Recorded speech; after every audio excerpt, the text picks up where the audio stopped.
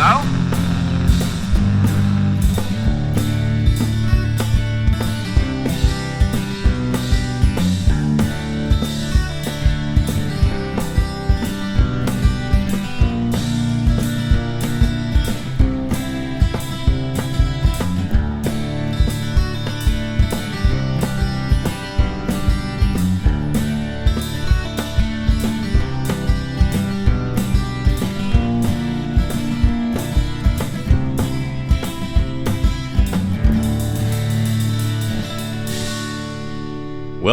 Welcome back to the Tin Can Dispatch. I'm Austin, and I'm joined, as always, by my co-host, Reagan Lillard. How are we doing today? We're doing great. Just another wonderful day in the Lord's presence. It is a Thursday afternoon. It's been a very hot day, so I think both of us are pretty wiped. Yeah. It's been a week for sure. So that's the thing about doing a weekly podcast is not that we don't feel like doing it, but sometimes it's a bit of a struggle. It definitely works better for recording Tuesdays. I feel fresher and not as beaten down by the week just yet. Good thing we got the joy of the Lord to refresh us. Amen. That's right. I'm drinking I just dropped the can. I'm drinking a pure cane sugar lemon lime twist from H-E-B. What are you drinking? I'm drinking a Coke Zero, the Star Wars version with a Darth Vader on it. There you go. So, you've got some caffeine, I've got some sugar. I think we should be ready to roll. Before we get into our text for today, and I'm very excited about where we're going because this chapter is a doozy, let me tell you. But before we get there, I want to get our housekeeping out of the way first. If you're listening to this on Spotify, I would be so happy if you would go to our podcast page there on Spotify, give us a 5-star review, follow us on Spotify. What that's going to do is it's going to tell Spotify to start recommending us to more people. And we actually have quite a bit of impressions on Spotify of coming up through search results and different things like that. So the metrics are looking pretty good on there. So, but the thing you can do is, like I said, follow us on Spotify, give us a 5-star review, or really any review, however you want to rate us. I mean, I say 5 stars. If you want to give us 3.5, Either way, that's still engagement with the algorithm. Exactly. Whatever works for you. Now, if you're listening on YouTube, subscribe to the channel if you feel like you need to. If you feel like you want to, you could like this video. You could like our other videos. And just like Spotify, what that's going to do is it's going to help us out in the algorithm, get more people listening to the show. Not to, make our heads bigger than they already are, but I think we're putting out some good content, and I think it would be good for more people to listen to it. Because at the end of the day, it's just studying Scripture. And the more people that can hear the Word of God being broken down, even if it's by two guys such as us, I think the better. So, we last left our intrepid hero, Gideon. I'm not going to do that the whole time. I'd say, please don't. So I'll let you take the baton for a second. In the last chapter 7, where did we last leave Gideon and the people of Israel? They slew Oreb and Zeb, in which, as we know, Oreb is raven, Zeb is the wolf. Essentially, the predator has become the prey. And we saw that reversal at the end of chapter 7. And coming into chapter 8, we have a continuation of this as these guys are still chasing after these armies. After the initial 300 men blew the trumpets, broke the pitchers, scared them all to death, and they started killing each other. So after that, the men of Ephraim come down, and they ask Gideon, they're like, and we'll get to the text here in a second, but they ask Gideon, they're like, why didn't you involve us this in the first place? Like, yeah, they wanted a little bit of that glory that came with defeating that enemy. Right, yeah, and we see that throughout. The victory of warfare is something kind of to be beheld, and throughout all these stories, and it can be looked on as a blessing, and it's also something to be taken away. with Barak and Deborah. We're going to try this episode to go from the ESV. I think it's going to read a little bit smoother from just our perspective, you know, because we're reading a lot of scripture, and I think it's going to help your listening and comprehension and different things like that. Yeah. So we're reading Judges 8 from the ESV, and so I'm going to go ahead and just read the first few verses here. It says, Then the men of Ephraim said to him, What is that? What is this that you have done to us, not to call us when you went to fight against Midian? And they accused him fiercely. And he said to them, What have I done now in comparison with you? Is not the gleaning of the grapes of Ephraim better than the grape harvest of Abiezar? God has given into your hands the princes of Midian, Oreb and Zeb. What have I been able to do in comparison with you? Then their anger against him subdued when he said this. And so you kind of have this situation where they kind of get fired up. Yeah. Yeah. And then Gideon's just like, whoa, whoa, big man on campus. What? It's like, I'm just a little guy. Y'all are the cool ones. Right. Y'all are really something. And they're like, Yeah, you he's know like, what? yeah, he's like isn't the extra of what you guys get from the harvest of your grapes, isn't that better than like our entire harvest? Your grapes are so much cooler than our grapes. Yeah. And he's like, oh, and like Oreb and Zeb, you guys totally killed those guys. Right. And he was like, you wanted to be part of our little 300? I just want to go right out the gate here and say, I'm not looking real favorably on Gideon from basically No. beginning to end in this chapter. Yeah. Because you could say about Gideon, he's just trying to keep the peace. He's just trying to do whatever. But really what he's doing is he's diminishing the work of the Lord. Oh, 100%. Yeah. Absolutely. And just this little interaction between these men of Ephraim, he didn't say, look, the Lord was trying to accomplish something in his own strength. He didn't quote when the angel of the Lord said, this is going to be, done by my strength, not by your strength. What he did was saying, our little 300-man operation, that's nothing. You guys came in here and you guys killed a couple princes and your harvest is so cool and it's great. Yeah, absolutely. It takes what God did, this whittling down, this threshing of the wheat, this of this 32,000 down to 300.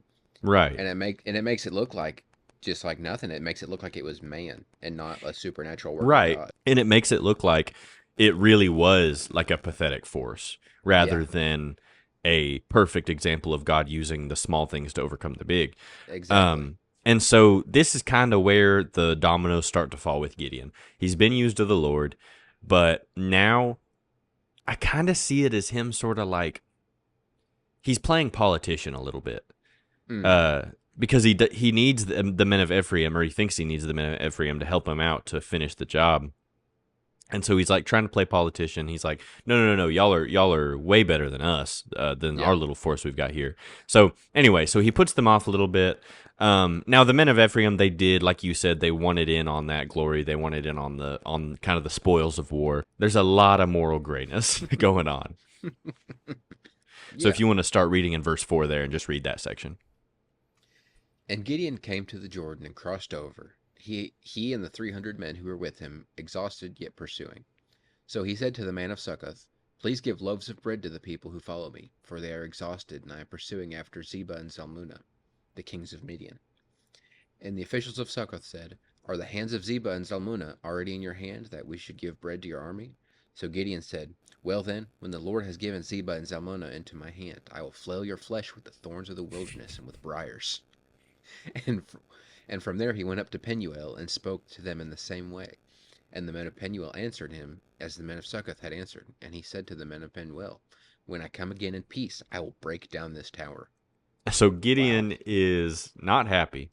No. He's like, and he's saying this to his own people. Like, oh yeah. No, these are not the Yeah. enemies of the Lord. These are No. like his countrymen.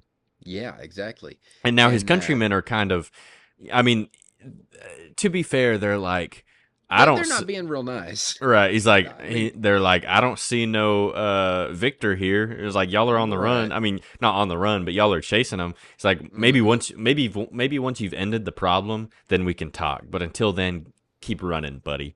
Yeah. And then Gideon's like, listen, I've got a train to catch, but just know when I get back, you're toast. Yeah. It's like, all right, And- because you wouldn't feed my guys, you will be eviscerated. Not saying the men of the men of Succoth and the people of Penuel, not saying they were in the right, I mean, it No. was on the other side of things. Gideon was their countryman too, and they were Oh yeah. obviously trying to help. The rising tide lifts all boats. So, like, Right. by getting rid of these guys, they're helping everybody. So, I mean, it's like you said, it's another morally gray area. Neither of them are quite in the right. right, yeah, like Um, they probably should have given Gideon some food, Gideon and his men. But at the same time, he Gideon's he like, shouldn't have threatened them right, in yeah, that he's manner. kind of letting his emotions get a hold of him, Yeah. and not just that. And we'll see here in a little bit. He's getting a little power hungry, and he's Yeah. like he's okay. And I was thinking about this on my drive home today because I was just just kind of processing the chapter. Right. Basically, Gideon has turned from someone being used as a tool in the hand of God to now Gideon sees himself. He basically is developing a God complex where now he says everyone is subject to me, not Yeah. God, to me and my emotions and my what I think is right, and me seeking revenge, me seeking all this. So rather than him being a judge of the Lord and a source of righteous judgment from God, Gideon now sees himself in God's place and says, Israel is now subject to my commands. Yeah. And how much of that do you think? Because I see this quote you have from Spurgeon in the notes. Mm-hmm. It says, "If you, dear brethren and sisters, will give yourselves wholly to God's work, although you will never get tired of it, you will often get tired in it. If a man has never tired himself with working for God, I should think he never has done any work that was worth doing."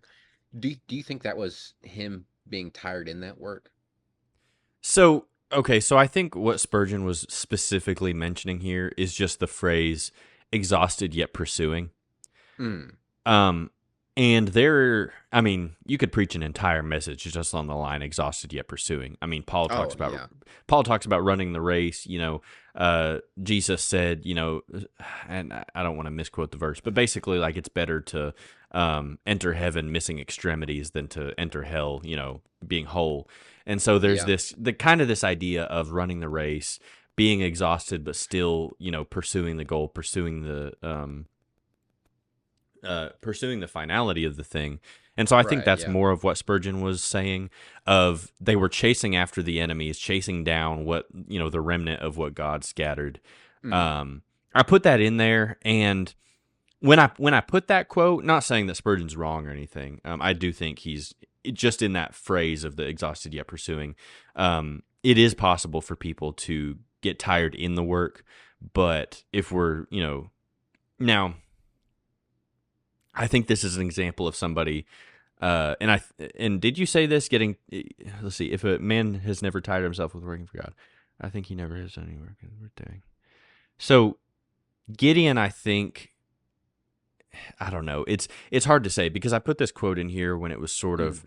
I still hadn't really come to a solid conclusion of what I thought of Gideon's actions. Right. Um, and not saying that Spurgeon is wrong, but I don't think we should. So okay, we opened this series on Gideon. The first out of this is the third episode in Gideon. We opened the first episode with giving Gideon a lot of credit, Yeah. and I think we can go ahead and just close out all of his credit cards because I really do think that basically from the very beginning, like we said, like the opening lines of him trying to play politician, I think we can kind of start to see that turn in Gideon. And I may be Yeah. completely wrong, but this is just how I'm reading the text. Well, I Um, think it's a pretty accurate way because through chapters 6 and 7, through chapter 6 you have Gideon's kind of rise in faith, his when he takes down his father's idols. In the next chapter, when he defeats this, or God uses him to defeat this army, and then here in chapter 8, it's just a complete, just downhill. oh, he basically Uh, undoes everything that he did in the previous two yeah, chapters. yeah, absolutely. I mean, and we'll get into that here in a minute, but um, it's just an absolute reversal. And I think the point we're both trying to make is these it's not like Gideon is acting as the hand of God for three-quarters of this chapter and then he just flips right at the end. No, yeah, Uh yeah, there's it's a gradual turn from Judges chapter 7 Gideon of being used mightily for the Lord, and now turning over into Judges 8, even though it's probably a pretty short timeline, because this is still the same, kind of the same Mm. conflict. You can see the crown kind of start creeping in, because Gideon, and we keep getting ahead of ourselves, but it's important to know this. You can see, because Gideon denies that he wants to be king, but you can see him wanting to be king-like, Yeah. Yeah. to act as a king, not as a judge. Right. You kind of have this situation where Gideon is chasing after the enemies of God, chasing down these Midianites, and he is burning a lot of bridges in the process. Yeah. His own countrymen. Okay, grand scheme of things, yes, it is a good thing to chase after Midianites. But if you are like literally brutalizing your own countrymen, your own brothers in the Yeah. process, how do we find ourselves there? I Um think you'd be hard pressed to.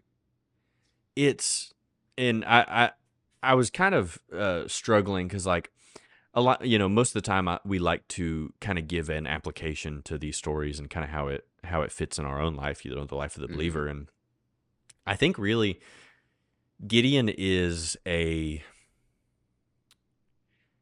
a picture of somebody that's, and this is similar to some of the things we were talking about and some stuff that you sent me. Mm-hmm. But he's a picture of someone that was used by God. He let it go to his head, and now he's still. And this is only just in these few verses, because Gideon eventually just starts doing his own thing. He's completely Yeah. removed from the purposes of God. But Yeah. in this section, just right here, where he's threatening his own countrymen, in the name of chasing after the Midianites, saying, "If you Mm-hmm. won't help me in this quest, then, I'm gonna literally come back and torture you." Yeah. Uh, he's he's hurting people in the name of ministry. He's hurting people under the name of the work of God.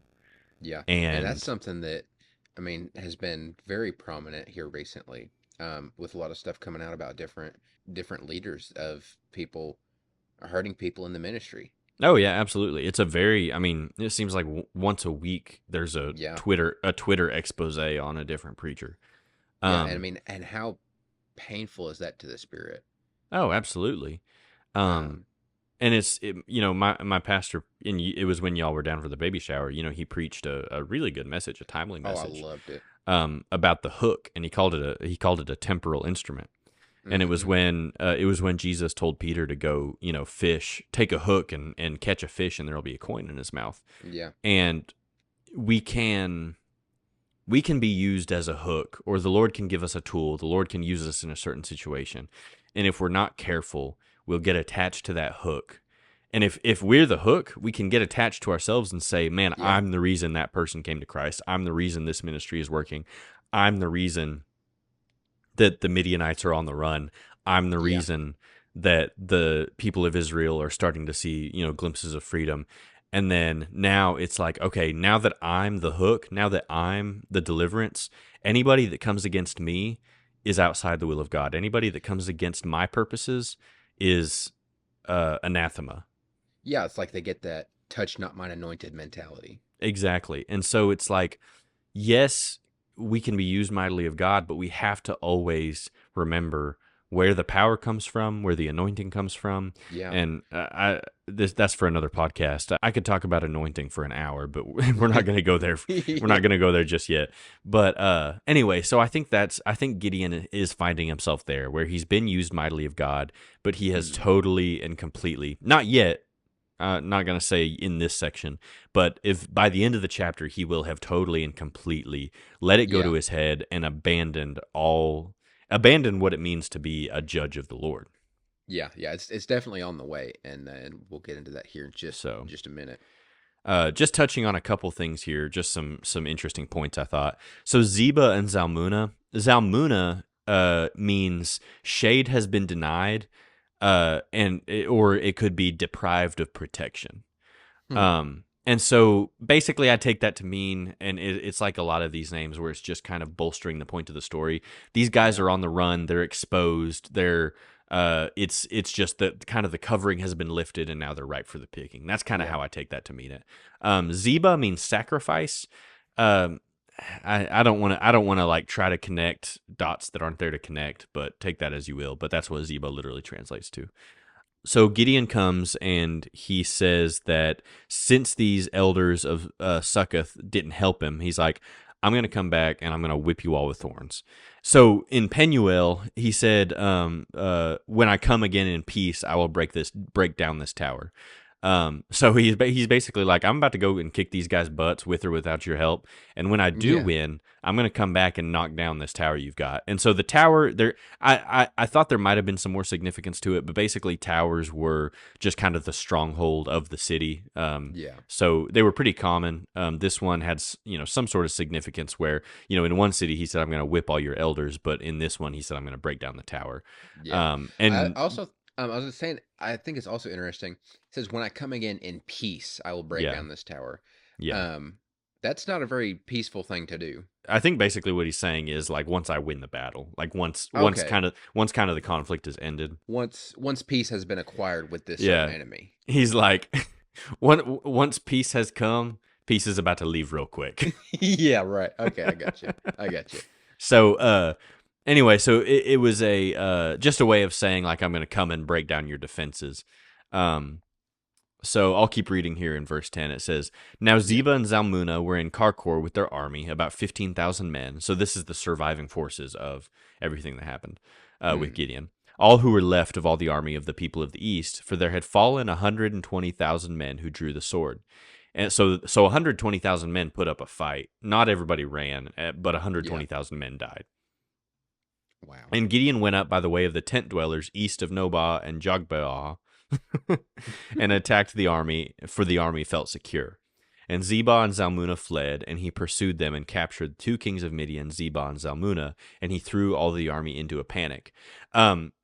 Basically, what this is saying is, and it kind of goes along with Zalmunna's name about being deprived of shade or being out from under the cover. Yeah. They think they're secure, but they're really not, and Gideon's able to take them by surprise and wipe them out. This isn't really it's just kind of a cliff note of them overtaking the rest of the Midianites, because the Mm. rest of the chapter, like, this is where they've caught up with them. They attacked them.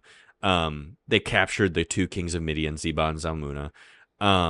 After this is where Gideon really starts to lose the what do they call it, losing the script, or lost the he lost the plot, Yeah. I think. I don't know, something like that.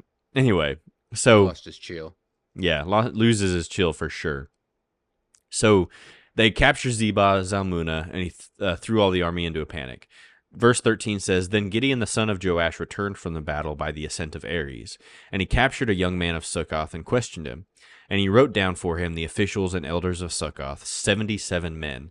And he came to the men of Succoth and said, Behold, Zebah and Zalmunna, about whom you taunted me, saying, Are the hands of Zebah and Zalmunna already in your hand, that we should give bread to your men who are exhausted? So this is crazy, because he's captured the Midianite kings, and he doesn't kill them. He parades them into Succoth, and then he literally kidnaps a kid, tells him, write down the names of the elders of this town, and I'm gonna start rounding them up.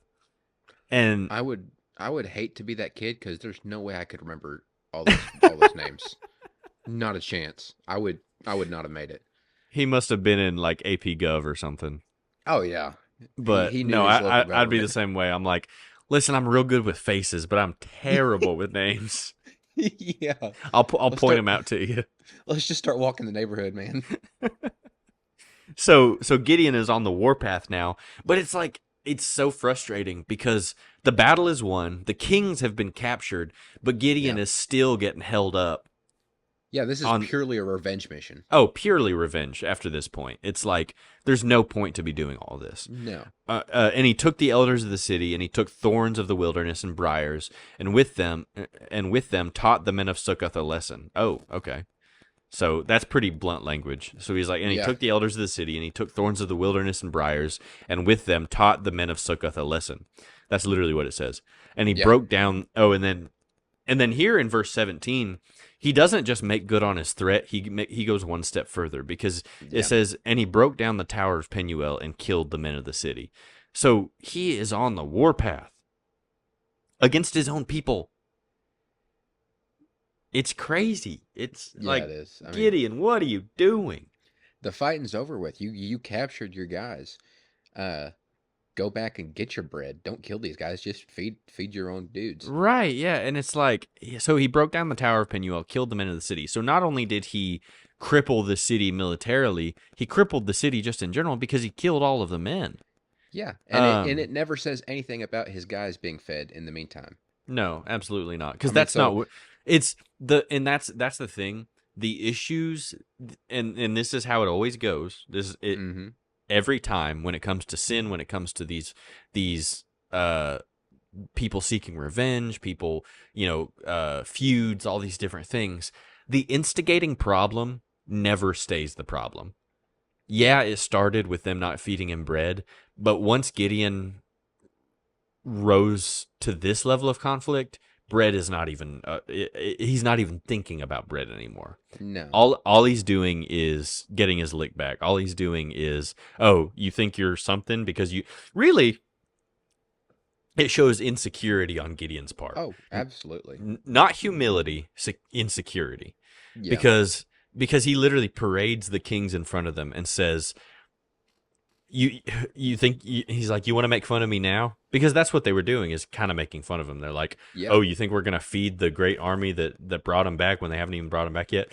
But he's like, oh, you're going to make fun of me now? Look what I did. Look how yeah. great of a man I am. I did this. And he said, yeah, he said, and he came to the men of Succoth and said, behold, Zebah and Zalmunna, about whom you taunted me, saying, are the hands of Zebah and Zalmunna already in your hand, that we should give bread to your men who are exhausted?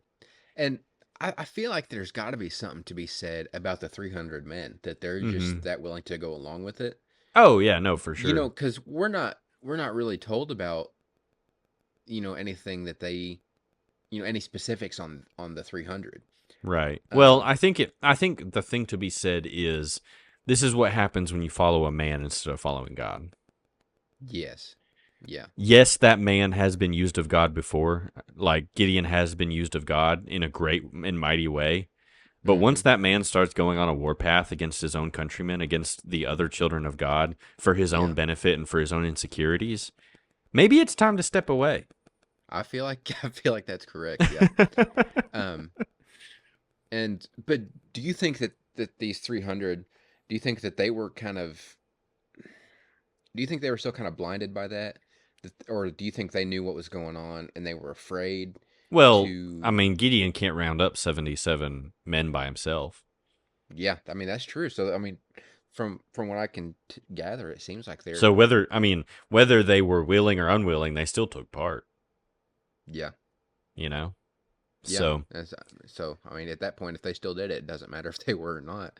right. And, and I don't know, it just kind of breaks my heart to see how low that not just Gideon, but his 300 have come from. Yeah, and it's very sad because like Gideon is upheld, and we talk about this a lot, but like in Sunday school lessons, in different things, like he's upheld as this, like, you know, kind of superhero. And to But see no, him, but nobody ever talks about like this side of it in Sunday school. It's always right, like this yeah, is, you know, um, it always talks about the fleece and the breaking of the jars, and no one ever talks about how he went and slew his own countrymen because they didn't feed him.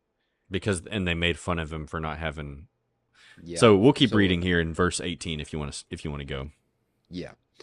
Then he said to Zeba and Zalmunna, where are the men whom you killed at Tabor? They answered, as you are, so were they. Every one of them resembled the son of a king. And he said, they were my brothers, the sons of my mother. As the Lord lives, if you had saved them alive, I would not kill you. So he said to Jether, his firstborn, rise and kill them. But the young man did not draw his sword, for he was afraid, because he was still a young man. Then Zeba and Zalmunna said, rise yourself and fall upon us, for as the man is, so is his strength. And Gideon arose and killed Zeba and Zalmunna, and he took the crescent ornaments that were on the necks of their camels.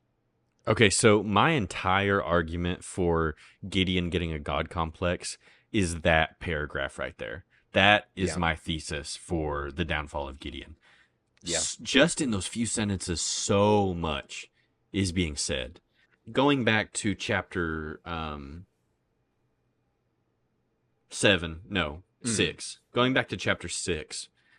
Uh, this might give some insight as to why Gideon was in the wine press, Yeah. threshing wheat, because it literally says they killed his brothers, Yeah. the children of his mother. And so you could almost see how it got turned into a revenge scenario and how he Mm-hmm. was so personally invested, very Oh yeah. personally invested, because these guys literally killed his family. But Right. then Yeah. Gideon let that get to him and let it, and then the situation got way out of control. So and then in verse 20 it says, well, before I get there, so verse 19 he says, and he said, they were my brothers, the sons of my mother. As the Lord lives, if you had saved them alive, I would not kill you. So this is Gideon assuming that the life, yes, technically the Lord used Gideon to take lives of people, but Yeah. the fact that he says, if you had saved them alive, I would not kill you, this is I just don't Gideon. believe that. Yeah, well, for one, yeah. And two, it's Gideon taking on the assumption that he gets, not that God gets to decide, that he gets to decide Right. who lives and Yeah. who dies and for what reason. Right. Um, and yeah, it just kills me because he's like, if you would have saved them alive, I would not kill you. So really, he's like the enemy of God's people who the Lord raised him up to deliver. If they had have done what was right in Gideon's eyes, not what was right in God's eyes, but what was right in Gideon's eyes, then Yeah. they would be spared. So he is setting his own parameters on what he believes that these men should be morally accountable for. If you guys would have done this, then I wouldn't have had to do this. If you guys wouldn't have killed my brothers, I wouldn't really have to kill you. Right. He said if you would have abode by my law, then you would have survived.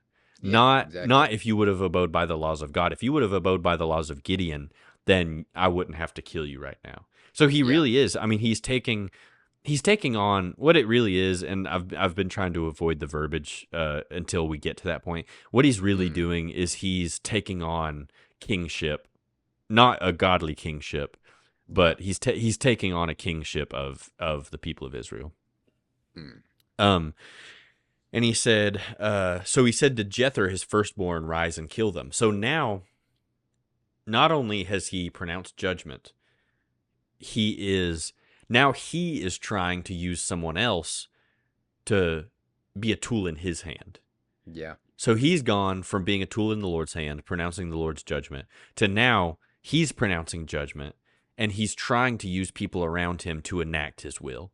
Right. So he's completely removed God from the equation. And so Zeba and Zalmunna, they kind of correct him. They're like, rise yourself and fall upon us, for as the man is, so is his strength. Mm-hmm. So they're basically like, you need to be accountable for your own actions. Like if you're gonna do this, you need to be a man and just do it. Yeah. How humiliating is that? And Gideon arose and killed Zeba and Zalmunna, and he took the crescent ornaments that were on the necks of their camels. So it just keeps getting worse and worse. So those crescent ornaments were kind of like signs of royalty, as I Yeah. think. Is that what you found? Yeah. From what I could find, that's all it signified was just that they were that those crescents were just a sign of authority, Yeah, yeah. So of authority, of that royalty, kind kingship of. and yeah. Right, right. And so again, he's taking on. He took from around the camels' necks. Mm-hmm. He's taking on that authority of kingship. Unjustly, I might add. Yeah. Yeah. Okay, so he has killed the two kings. He's tortured his countrymen, torn down the tower of his countrymen, killed all the men in a town of his countrymen. And now he does something really odd. Then the men of Israel said to Gideon, rule over us, you and your son and your grandson also, for you have saved us from the hand of Midian. Gideon said to them, I will not rule over you, and my son will not rule over you. The Lord will rule over you. And so he's basically like, oh, no, no, no, no, no. This isn't what this is. You guys are No. misunderstanding. I'm not here to be a king. And then like he's got his hand under the table, like motioning for them to like pass the gold under the table, where he's like, Yeah. hey, I know I said I wasn't, but I got you. I got you guys. I got you. He's giving him the green stop sign. Right. Yeah, the green stop sign. That's exactly what it is. That's a perfect. Gideon said to them, I will not rule over you, and my son will not rule over you. The Lord will rule over you. And I bet the Lord was looking at him like, dog, I ain't got nothing to do with this right now. He's like, you have And completely pushed me out of the situation. do you really think that it is like a false humility, or do you think it's like he's still not to that point yet? Oh no, Um, I think at this point, and this is just my personal opinion. This is Austin's opinion. I yeah, think at this point it really is a false humility. He has kind of got a, I don't know if a bloodlust thing would be the right word for it, but he's definitely he's not in his right mind at this point. yeah, He's taken the yeah. crescents, he's killed the kings, he's killed his countrymen, and now he has the audacity to say, I will not rule over you, and my son will not rule over you. The Lord will rule over you. So Yeah, he's basically building a monarchy and trying to call it a theocracy. right. That's your I mean, vocabulary word for the day. for not wanting to be a king, he's doing a lot of kingly activities as Yeah, it's far as like I almost titled this episode with a judge like this who needs a king. that would have been a really good one. So, He's all throughout all this, he's just got a T-shirt on that says "Not a king." yeah, there's always been the desire, and I really do think that humans were designed to be lorded over. Um, I Mm, think I think in perfection they would be lorded over by God. yeah, I think there's a throne in our hearts that's designed for Jesus, but we have a bad propensity to put a lot of things in that throne other than him. yeah. That In fallen this nature instance, trying to creep back in. exactly. And so the book of Judges is really a kind of a last ditch effort to still hold on to a theocracy, Mm, to still hold on to a land where God is the first and final authority. yeah, And so, but the people of Israel just, I mean, they will not have it. This says, this commentary said they found relief in the judges who were raised up of God and began to hanker after some ruler, visible and of their own number. They thought that by securing this, they would preserve themselves from the recurrence of these troubles. And so they kind of mistook God using man as a tool for, okay, we need a dude to just be our permanent yeah, institution, because up to this point you kind of had this revolving door of every, however many years the Lord would raise somebody else up. right. And they're like, well, this is working good. Why don't we just keep the chain of command intact and just say, okay, if this guy's a good ruler, Gideon's sons and grandsons and all, they'll be just as good, Mm, basically, and, establishing a monarchy. yeah, Um, so Gideon, this says, David Guzik said, Gideon definitely had the right answer when he said he didn't want to be a king, yet in the rest of the chapter he acted like one. His words were humble, but his actions were not. It is easier to talk about humility and service to God than it is to actually live it. So and again, that's a going harsh word right there. That I for mean, it is real, true. for real. It's an exact picture. Editing the podcast, I realized how many times I used the term perfect picture. Yeah, Um, but it is, I'm going to say exact picture this time. there you go. It's an exact picture of somebody that has been put in a place of authority over God's people and says one thing while doing the exact opposite. He says, no, no, no, no, no. Y'all, and he, I don't want to, listen, I don't want to, I don't want to just throw this term around because I think it's stupid.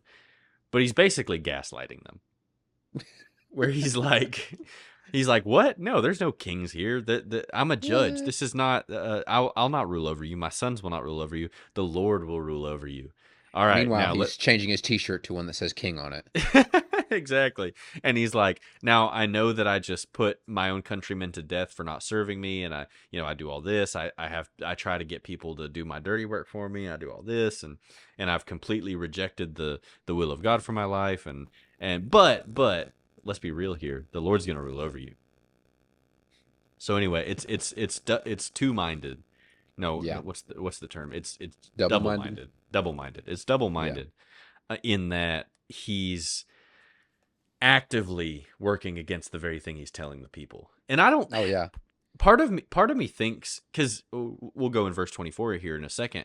Part of me thinks that they're like, it's kind of like a wink and a nod moment because they're like, "Oh, we get Right. you," and it's like, Yeah. and because listen to what happens in verse 24 here. Did you read? You go ahead and read verse 24, Yeah. and just And read that section. yeah. And Gideon said to them, "Let me make a request of you. Every one of you give me the earrings from this spoil, for they had golden earrings because they were Ishmaelites." And they answered, "We will willingly give them." And they spread a cloak, and every man threw in it the earrings of his spoil. And the weight of the golden earrings that he requested was 1,700 shekels of gold, besides the crescent ornaments and the pendants and the purple garments worn by the kings of Midian, and besides the collars that were on the necks of their camels. And Gideon made an ephod of it, and put it in his city in Ophrah. And all Israel whored after it there. And it became a snare to Gideon and to his family. So Midian was subdued before the people of Israel, and they raised their heads no more. And the land had rest 40 years in the days of Gideon. Okay, so Wow. a couple of things. It was a lot of gold. It'd be Yeah. about 50 pounds of gold, which in today's money is like 1.5 to $2 million, depending on how what system you're using. And I tried to find a calculator that would tell me how much that was worth in like 1400 BC. but the furthest anything would go back was 1914. Uh, so in So 1914, 50 pounds of gold would be worth about $64 million. wow. So that 1.5 to 2 million, that's today's. You go back to just over 100 years ago. Yeah. Just a little bit over $64 million. So like So 3,500 years ago, it would be a lot of money could have been like 4 trillion, for for something all we like know. that. But I think that's crazy. He's like, no, no, no. The Lord is our, the Lord is our king. We're going to follow him. But Let's start amassing wealth right now. yeah, he says, give me all the gold earrings you've got. I want all the purple. Just load it up. Let's Right, do this yeah. thing. And so he makes this gold into an ephod, and which what an ephod is, it's a kind of a ceremonial garment worn by the priests of God. And Yeah, there's a few different sources that may translate this differently, but most of the time it's agreed that it's an ephod, the ceremonial garment. But it's basically something that was intended to be holy, but they took and perverted it. yeah, And so it says, and all of Israel whored after it there, and it became a snare to Gideon and to his family. So Midian was subdued before the people of Israel, and they raised their heads no more, and the land had rest 40 years in the days of Gideon. You have this very mixed message where, okay, Gideon obviously is partaking in idolatry. His family is partaking hmm in idolatry. The very thing that God told him to cast down in his father's house before he can be used of God. And this is kind yeah, of the final nail in Gideon's coffin, I think. Metaphorically, he dies here in a minute. But it's awful. When it says Israel whored after it there, it's basically saying that they were like acting outside of the covenant between God and his people. yeah, But then you have this weird thing where obviously him and the people of Israel have completely left the covenant of God. But then the Lord still gave them rest for 40 years. So I don't know. I don't really know how to read that because it's like I, it's very odd. It's very ooh, strange. yeah. Because I mean, the will of God had been done in the conquest of Midian. Technically, right. Um, but at the end of his life, he still had that perversion to those idols. Right. After that ephod, and I mean, it's a very confusing place for me for sure because it's like, well, the land still had rest, but Israel's like right back where they started. Right. And it's like not even rest cuz it's like usually it's like they had 40 years of rest and then Yeah, they and then did that's when they evil again in started. the sight of the Lord. Yeah, yeah, But now it's like they started doing evil again and then also they had rest for 40 years. yeah. It's kind So, of a weird break in the cycle almost. right. And now this is the last time that Israel has rest. I will say that. Oh, Uh is it really? yeah, from here on out it's gas gas gas baby. Wow. No. um but no, this is the last period of rest because after this it's constant conflict. Yeah. Um So Spurgeon had a quote, and I was torn on whether to include this, but I think it is helpful. So he said, he did not set up an idol, but he made an ephod, an imitation of that wonderful vestment worn by the high priest. Perhaps he made it of solid gold, not to be worn, but to be looked at, simply to remind the people of the worship of God, and not to be itself worshipped. But dear friends, you see here that if we go half an inch beyond what God's word warrants, we always get into mischief.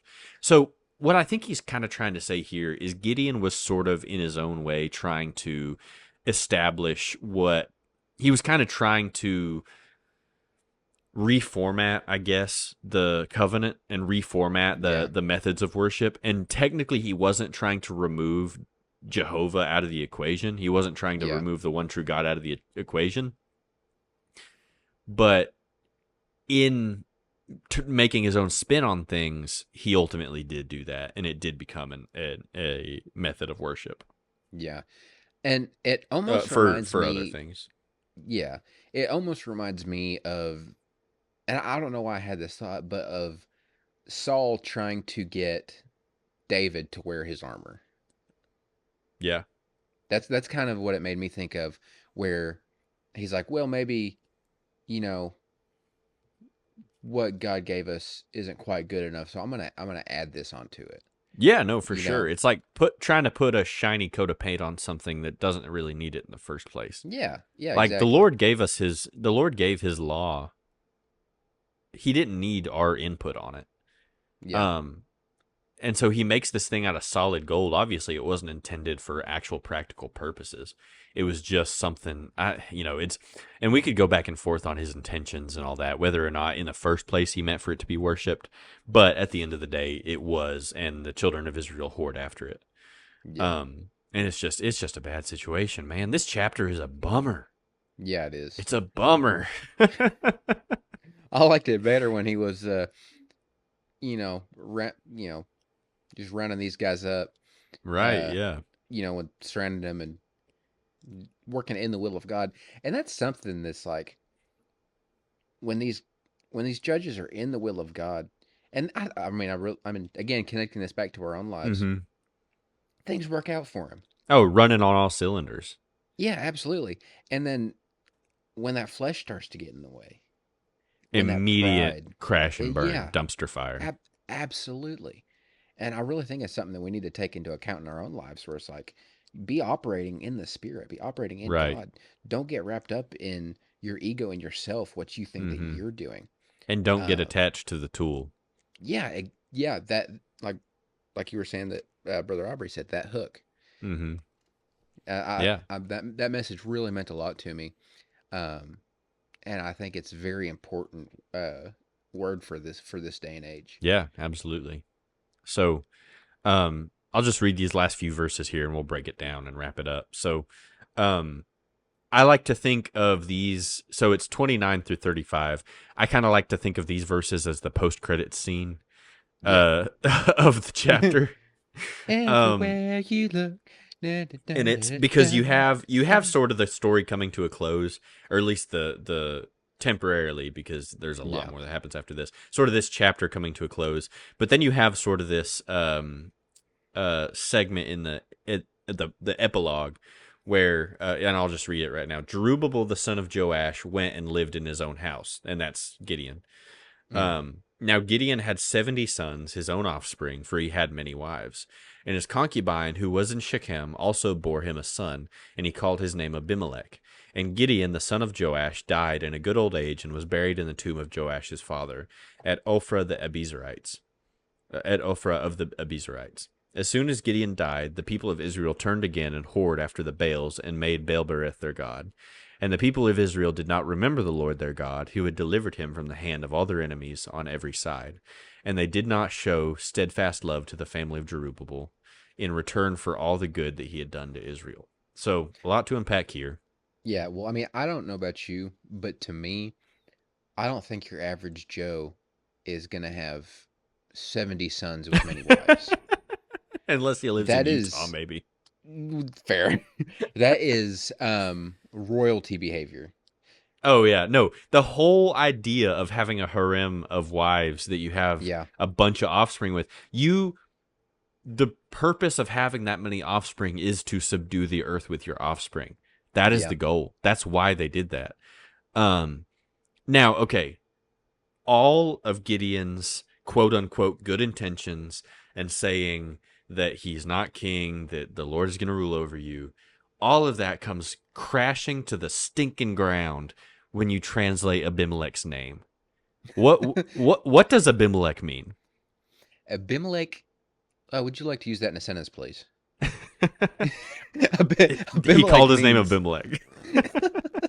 Abimelech means my father is king. What? That's that's what it Come says. on, man. Come on. What are we So doing?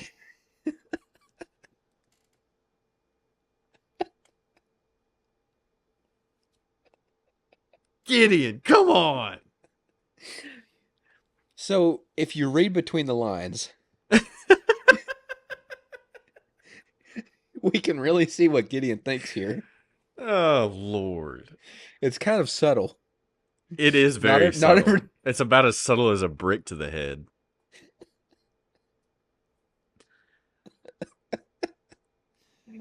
Oh, I'm like, come on. And it says, and Gideon the son of Joash died in a good old age and was buried in the tomb of Joash's father. So, okay. On a more serious note, this is I'm gonna say it. This is a perfect picture of your actions not just impacting you, yeah. that it impacts future generations. Because Gideon was able to live to a ripe old age, and he died, and was able to live in his own home and whatever. Yeah. But Abimelech is introduced, and he is a bad dude. Um, but going back to what we were talking about saying one thing and living another, the fruit that is produced of your actions and your ministry and your life is always going to tell the true story. Yeah, that's right. The fact that Abimelech, his name is my father is king, it is a direct contradiction to what Gideon tried to say about I'm not king, the Lord is going to rule over Oh you, yeah. is the true showing of Gideon's character. It's um the true result of his actions, not what he was Just trying to put across. yeah, I mean, oh, to be a fly on the wall during the room when they were naming Abimelech and having that conversation. He's like, I think we should name him Abimelech, and everybody just like turns and looks at him, and Wait a and minute. he's like, what? um, a couple more notes here. It says, as soon as Gideon died, the people of Israel turned again and whored after the Baals and made Baal-berith their god. This is a horribly sad sentence I mean, they wasted no because time. wasted no time. I almost think they were just waiting for him to die. They're like, okay, everybody knows that like this ephod is just sitting in the place of Baal for a minute, right? Like as Yeah. soon as Gideon's gone, we can replace it, right? Right. And Yeah. so, but what Baal-berith literally translates to is Lord of the Covenant.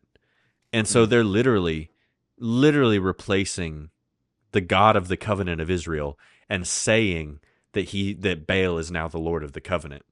Wow. And so this reminded me, and I'm going to read this really quick, of Exodus 32 verses. I'll just read verses 1 through 6. And it says, when the people saw that Moses delayed to come down from the mountain, the people gathered themselves together to Aaron and said to him, up, make us gods who shall go before us.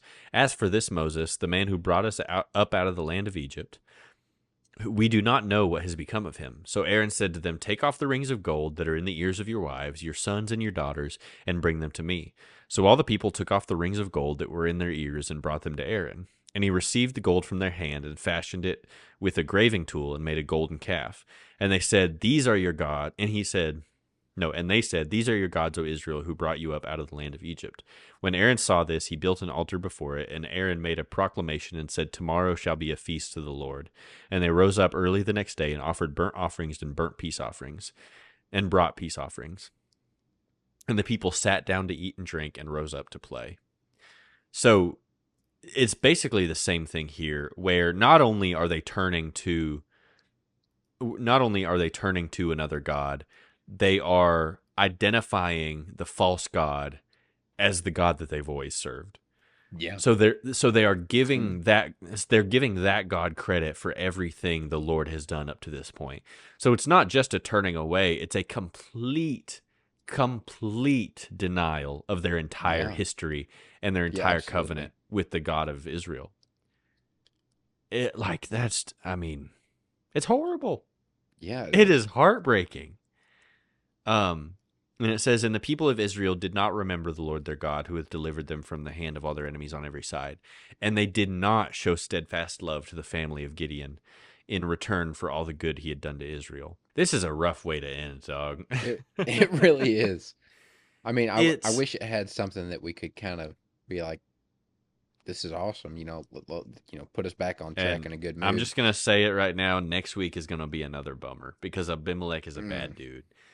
Uh, but anyway, so man, I just don't know. I don't know how to end this. Well, I know to put myself in a better mood, I am going to think about the sacrifice that Jesus made for us on the cross so that we may have salvation. Exactly. And we just keep that in mind, that we have that Yeah. eternal life living within because us. that's where this is all leading, and Yeah. we can look and I'm glad you said that because we can look at Gideon as an imperfect judge, but the scriptures use imperfection to point towards perfection, Exactly.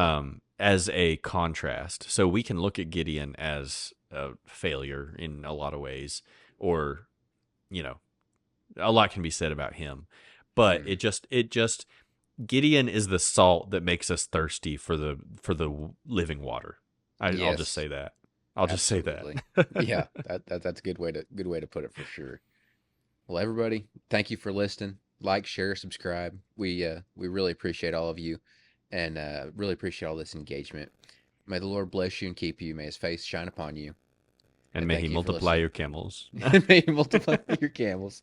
And thank you for listening to the Tin Can Dispatch. We'll see you next week.